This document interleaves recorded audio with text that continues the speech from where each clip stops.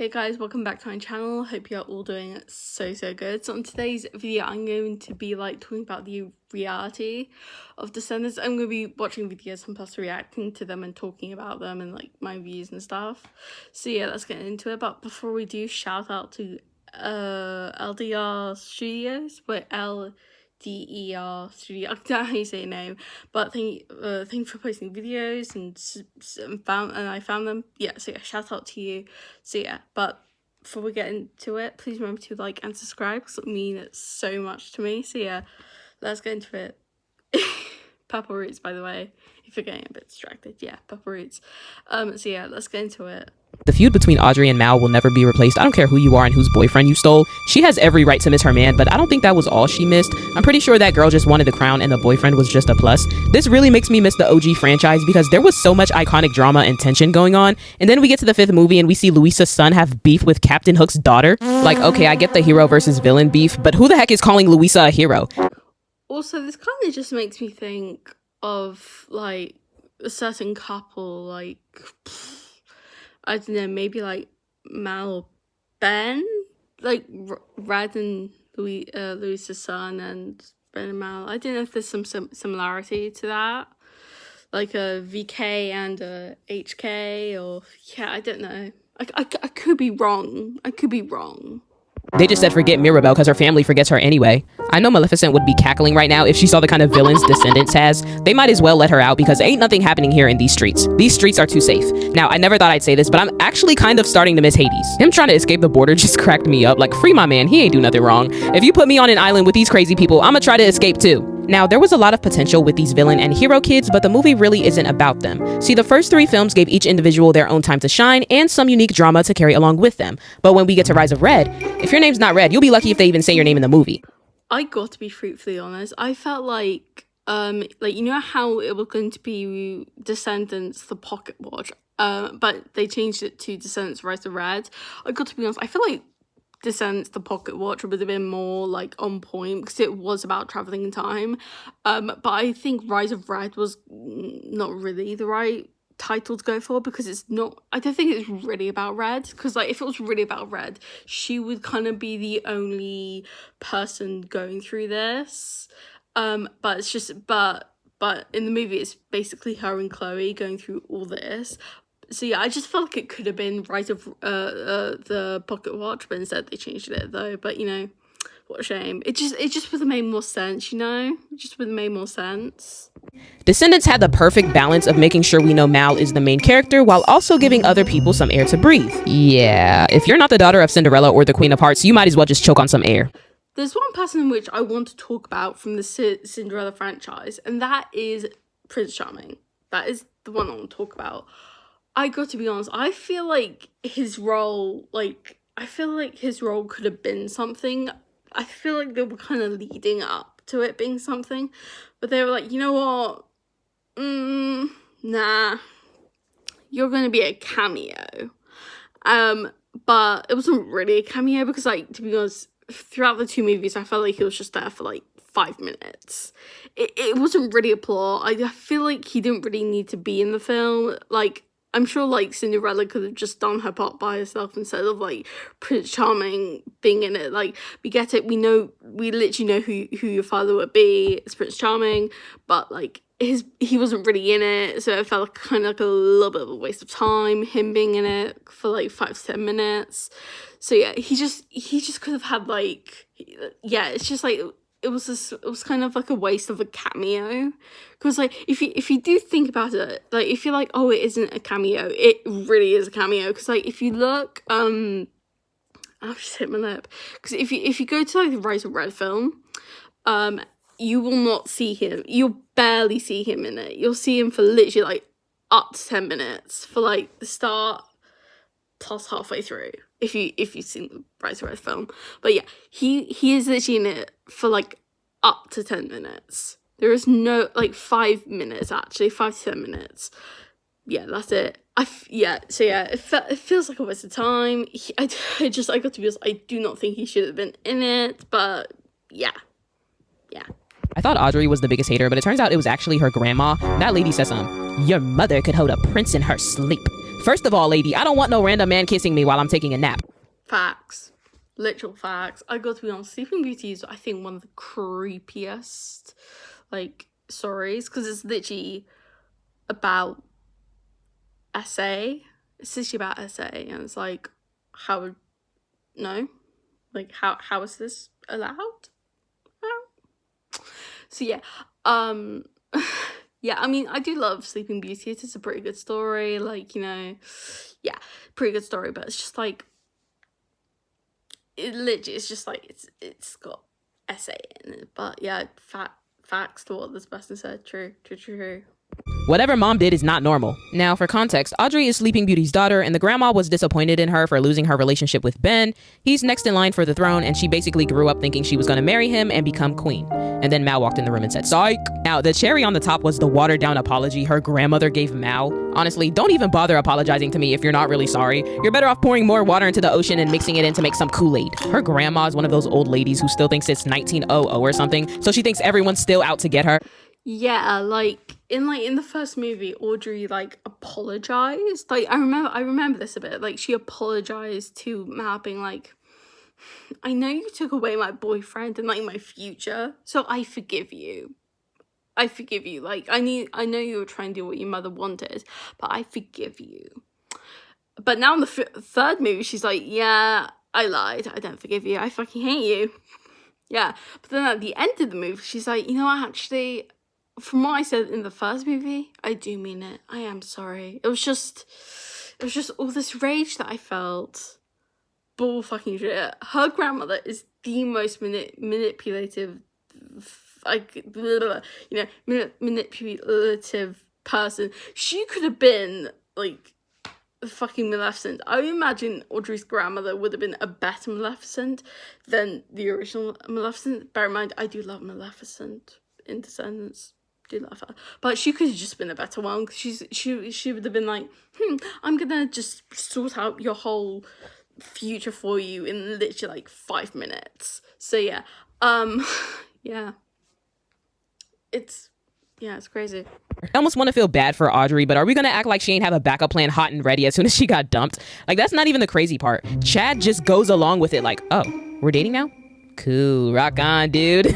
He reminds me of that one chicken from that one chicken movie. Chicken Run? No, Surf's Up. Yeah, they're basically the same people, just different hair. No, to be honest, Chad does remind me of that, like, chicken that from Chicken Run, that, like, knits. Like, I can't remember her name. Was it Dottie? I can't remember her name, but yeah, like the one that knits from Chicken Run. Chad literally reminds me of that one. Like, I mean, yeah, but also that one. I mean, Audrey gives me so much opportunist vibes, so who's to say she would even be happy if she married Ben? Yeah, she wouldn't. It was all just a status upgrade to her, so she's better off finding true love with another snake or something. And somebody tell me why Ben is such a flirt? Uma said let's talk about Mal. And Ben said, nah, let's talk about you. Like, excuse me? Mal, you better hold on to that man tight and don't ever let him leave Auradon ever again. Don't even let him leave the castle. No wonder Audrey was always holding onto his arm. She knew that man was a bunny rabbit. I need a documentary about this entire movie, and I need to hear Audrey's side first. Sorry, I had to move up here because it got really warm there. So yeah, had to change rooms. Anyway, so yeah, I wouldn't trust Ben with anything. Like, he looks like such an F-boy. Like, oh my gosh, like, he is such an F-boy that Harry Hook and him could be friends and could literally go on, like, tons of one-night stands. Like, yeah, Audrey did do the right thing. I definitely agree. She definitely should have, like held on to him, because, like, Ben will literally flirt with any single fucking woman. He honestly would. Her life is literally a fairy tale, but instead of a happy ending, her book didn't even finish. I mean, this movie is just hysterical. And I love how Uma looked Mal dead in the face and said, "Oh, you like stealing boyfriends? Well, me too. Reverse, draw 4, Uma out." And the worst part about it was that she was so slick with it too. Like, I hate when people play Uno better than me. That girl didn't waste no time putting a spell on Ben, and she was so convincing, I almost believed her. I mean, I knew Ben wouldn't fall in love that fast, but he was being a little too nice to Uma in that one scene. Yeah, can I be honest? I kind of was rooting for, rooting for Uma and Ben to be together for, like, 5 minutes. Because it's like, I think out of all the films, she actually did what she was doing, like did some like revenge and stuff. Like out of all the 3 movies, literally she was the only one who fucking did it. Because she was like, oh, I'm gonna get off the aisle and I'm gonna break loose and yeah, I forgot the name of the Isle of Lost. I forgot the name for a second. Yeah, yeah, and she actually did something instead of basically. Okay, so I'm gonna get into it now before I just forget. So okay, so yeah. Audrey literally in the 3rd movie was literally doing nothing. Her basically, I'm gonna get into this later again. I'm gonna say this again, but literally, she literally did nothing. Did nothing.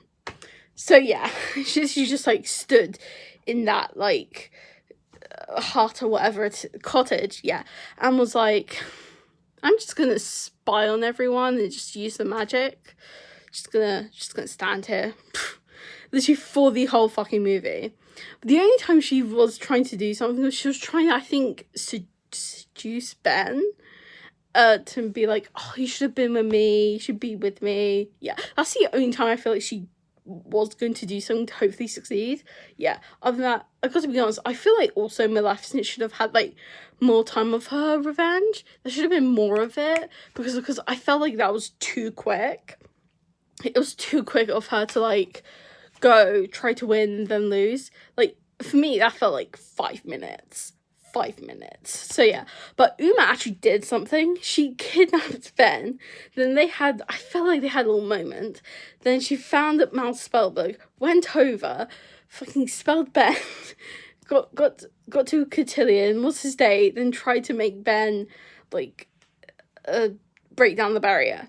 That was actually something I'm actually proud of to say. But literally, Audrey literally done nothing. Literally, what she could have fucking done, Audrey, in, like, the 3rd movie, she could have, like... She had Maleficent's scepter. She could do fucking anything. She could... Of course, like, good idea to, like, freeze people and stuff.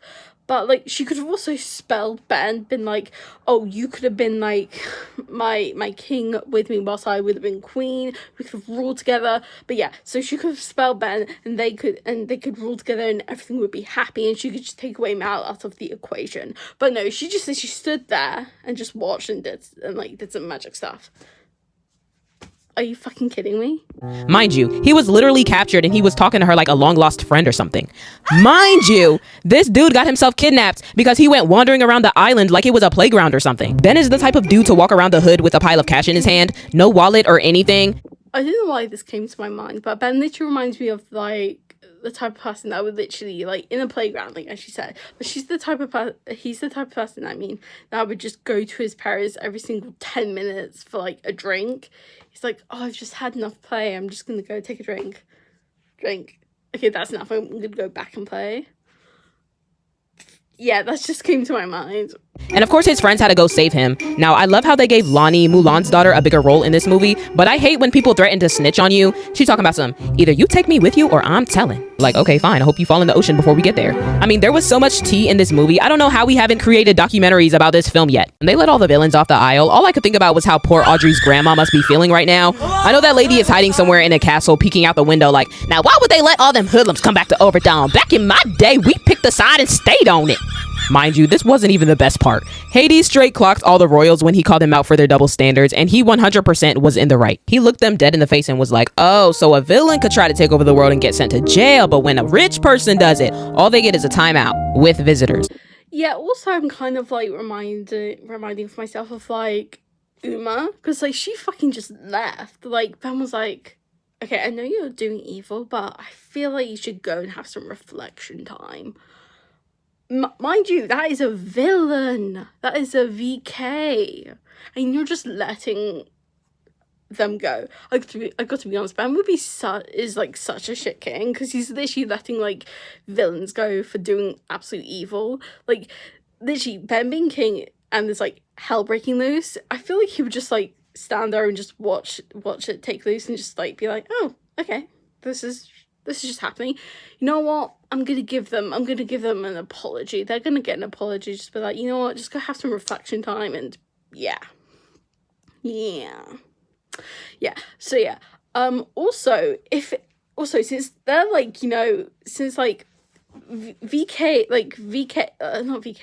like villains are like being put to the Isle of Lost, and since like hero kids such as Audrey is it's like basically it's like getting like as she said, like a timeout.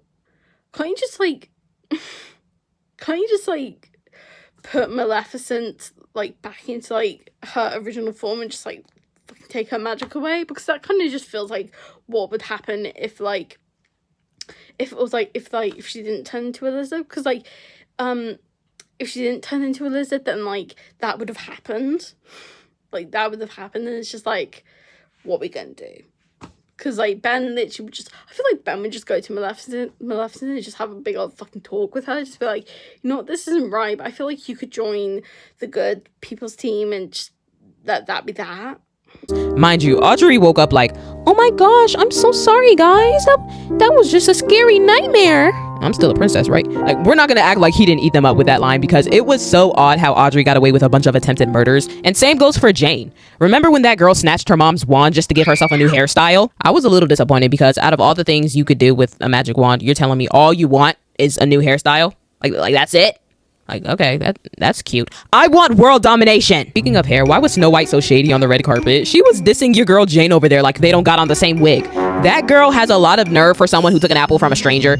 She was looking at that old lady like, ooh, candy from a stranger. Sorry, babe, can't have the calories. An apple? Ooh, grumpy, pass me a fork.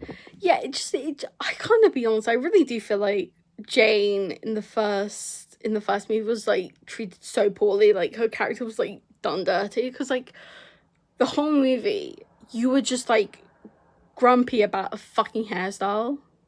Literally, like, girl, go to a hair salon and get extensions. You could literally do that. You don't have to be like, I have really shit hair and it's like, it's so annoying. Girl, just go to a salon, get extensions, and you'll be happy. Just that's what you can do. You don't need to like fucking be the main villain and steal the wand to get a fucking hairdo. The biggest fumble in this movie wasn't when Audrey lost Ben, it was when she lost Chad.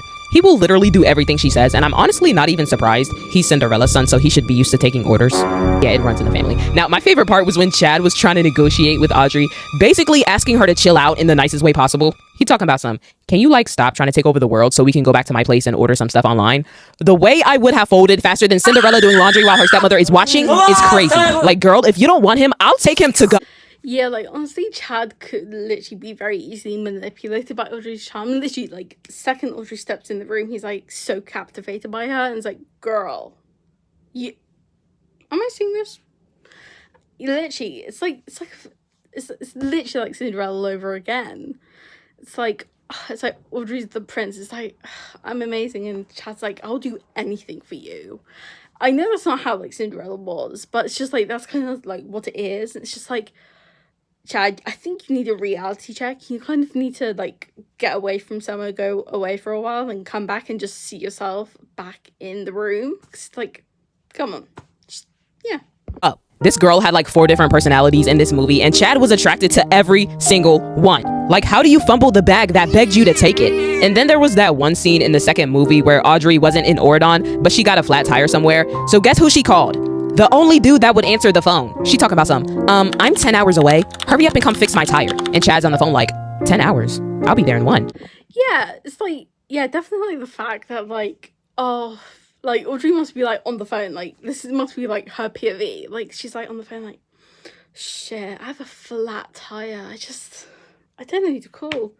My parents are away, so that leaves me in a fumble.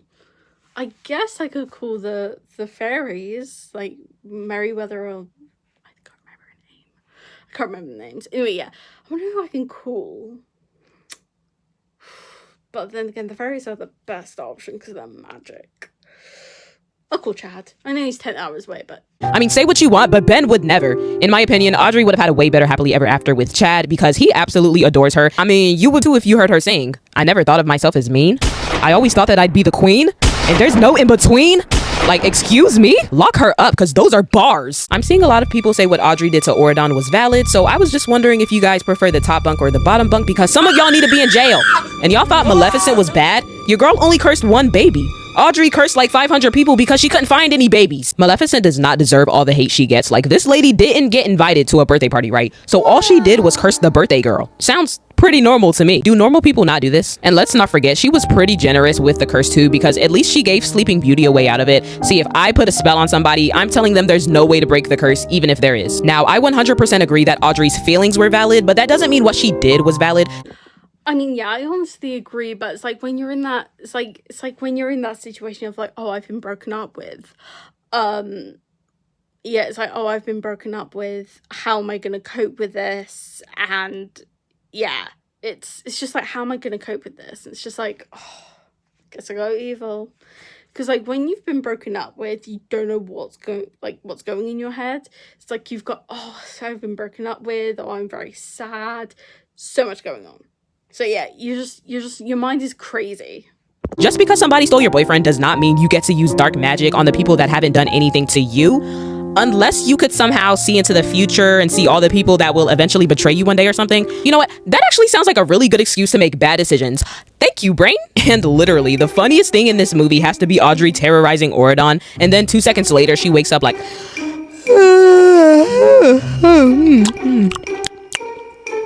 Oh my god, what a crazy dream! I got to be honest, I feel like Snow White and and Audrey's story kind of have like the same sort of link. Like I kind of do see it like a similar sort of thing, like in a way. Like I can't be the only one that sees it. How much y'all want to bet someone got robbed right after they sang this song? We're gonna break this down. Wait a minute. We're villains. Give me your money. Yeah, they finna tear up Auradon. Mind you, the villain parents are still on the aisle, so that means these people got about 5 seconds to hide their grandmas and their dogs. Jafar is the only dude y'all are safe from because all that man wanted was a lamp. Just drop him off at Walmart and he'll be fine. Cruella needs some serious therapy, but other than that, she's pretty harmless. Keep her away from dogs though. Now, the evil queen is someone y'all gotta watch out for. She's next in line for the mental hospital chair, so don't let her crown fool you. She's also sneaky and fashionable, so that means she can get away with a lot in Auradon. And I mean a lot. Her daughter Evie might be able to temporarily talk some sense into her, but as soon as she finds out where they keep Maleficent, it's game over. Now, I don't see why they couldn't have just had, like, the evil queen as, like, the second villain. Because, like, she was so ready to be the next villain in charge. Like, I could see it in her eyes. But literally, Kenny Ortega was like, no, we're not bringing back the evil queen. We're not. Sorry, it's just so many spots here. There's so many. Sorry. Yeah, it's really annoying me. Anyway, yeah. So, yeah. But, like, see, it could have been, like, Maleficent for number 1, because, of course. Evil Queen for number 2, because, like, I could see it coming. Uma for 3. I actually feel like Uma could have had, like, a comeback as well for, like, the 4th movie. So it could have been, like... Actually, you know what? It could be, like... I don't know, maybe, like, Maleficent, then Audrey, then, like, you know, Evil Queen be like, oh, I'm gonna be in charge. Then it could be like Uma, then Uma could get a second one, then boom, 5 films. We don't need different ones. Yeah, I know Cam did die. May he rest in peace. I did love Cam so much. But yeah, it's just like, that literally could have what it been, but no, they obviously went in a different direction. Speaking of Maleficent, I know that lady is somewhere cackling in her lizard tank right now because she knows those rich people are stupid. Why the evil queen was over there dissing Snow White talking about some ew? She looked like she got Botox. And Maleficent side-eyes her like, oh, you must be related.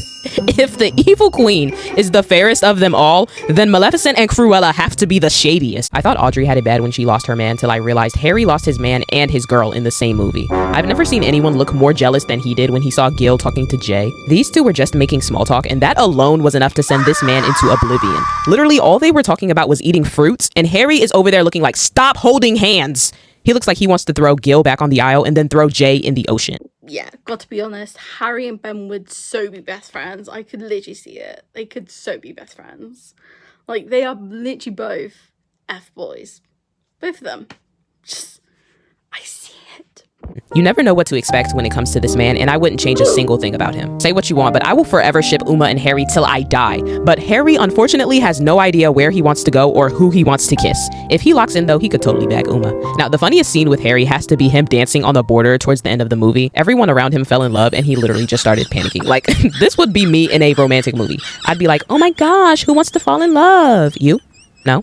What's my name? I don't care, just kiss me. Now, I can forgive Harry for being indecisive with his women, but I will never forgive this random dude for holding up a chair like he just discovered how to use it. I keep replaying this song for obvious reasons, and I keep seeing him holding up this chair like it owes him money or something.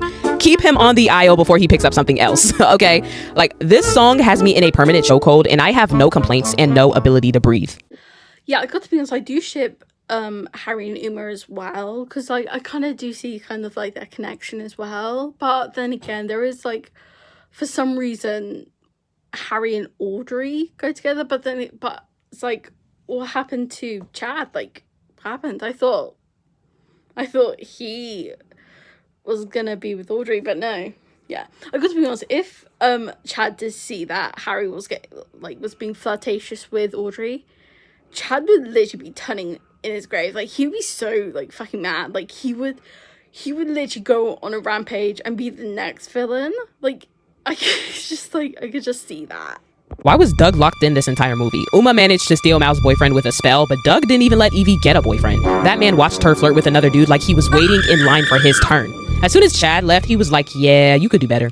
You could do me. I didn't even realize Doug was this bold until I rewatched this scene, and honestly, I respect the hustle. That man knew what he wanted since day one, and he refused to let Evie think she needed a prince to make her happy. Crazy thing is, he could have fallen in love with any of the princess's daughters, but he was like, nah, I'ma get a queen's daughter. Yeah, yeah, Doug was like such a fucking stalker. Like, he was better in like the rest of the movies, but he was like such a stalker. Like, even Evie literally admitted, like, she was like, are you stalking me? And Doug was like, yeah, I am, because I'm obsessed with you. I love you. I want to have kids with you. Yeah, no. Doug was literally like fucking stalking her. And I feel like the only time we see Doug stalking Evie was basically that one scene where Evie admitted it. I got to be honest, I can't really remember what happens in that scene. It's been a few weeks since I've last seen the movie, but like, because I did watch it a few weeks ago. But yeah, yeah, I think that's the only time I've literally seen Doug stalking Evie. But then again, he could literally just been like, oh no, I was just walking by and I saw you. So yeah. Literally what he could have said, but like, you know, he just straight out admitted. But then again, I do respect a guy that does, like, you know, admit something straight away. Love that for him. These two are the most underrated couple in this franchise, and no one can change my mind. I mean, Doug has been working so much overtime for this girl. I almost forgot Evie used to have a crush on Chad. Why this man had your girl doing his homework, and why did she actually do it? Imagine it's your first day off the aisle and you get finessed by a prince. Mind you, Evie is the one who's supposed to use her charm to get away with these things, but Chad turned it around and said, nah, you can't charm the charm, girl. I know Cinderella was happy when her son moved to Ordon because he looked like a handful. Now, although this is one of the most iconic couples in the film, we gotta talk about the most iconic friendship. Mal and Evie support each other in everything, even though they hold different titles in Ordon. I would have loved to see something at least happen between Mal and Evie, like, at least something. Like, even if it was just, like, you know, sort of, like, going to kiss but stop because, like, you know, you are with other people. Like, but then again, you have to remind yourself, oh, this is a kid's movie. I do have to keep this, like, PG. So, yeah, just a little thing to think about. And you honestly can't get any more loyal than that. Their friendship kind of reminds me of Lottie and Tiana's friendship. Two different girls with completely opposite happy endings still show up to support each other because that's what girls do. Okay, so that'll be it. Thank you so much for watching. I hope you enjoyed it. Please remember to like and subscribe because it'll mean so much to me. Thank you so much. Goodbye.